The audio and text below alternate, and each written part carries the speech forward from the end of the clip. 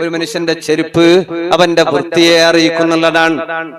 കാരണം നമ്മുടെ കൾച്ചർ, നമ്മൾ പള്ളിയിലേക്ക് നിസ്കരിക്കാൻ പോകുമ്പോ നമ്മൾ ചെരുപ്പഴിച്ചു വെക്കൽ എങ്ങനെയാണ്, നമ്മുടെ വീട്ടിൽ നമ്മുടെ ചെരുപ്പ് എങ്ങനെയാണ്, വീട്ടിന്റെ മുറ്റത്ത് ഒരുപാട് ചെരുപ്പുകൾ അപ്പുറം ഇപ്പുറമൊക്കെ വീണ് കണ്ടിട്ടുണ്ടെങ്കിൽ വീട്ടുകാരൻ വൃത്തിയില്ലാത്തവനാണെന്നാണ്.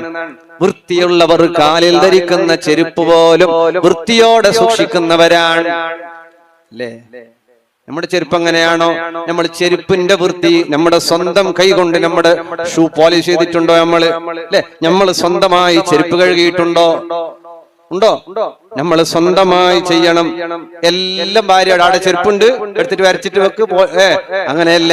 നമ്മൾ ഹബീബുനാ റസൂലുള്ളാഹ് സ്വല്ലല്ലാഹു അലൈഹി വസല്ലമ തങ്ങള് വീട്ടു ജോലികൾ വൃത്തിയാക്കലുകൾ പലതും ഹബീബ് തങ്ങൾ ചെയ്തിട്ടുണ്ടായിരുന്നു. നമ്മളും അങ്ങനെ കുറേശ്ശെയൊക്കെ ചെയ്യണം.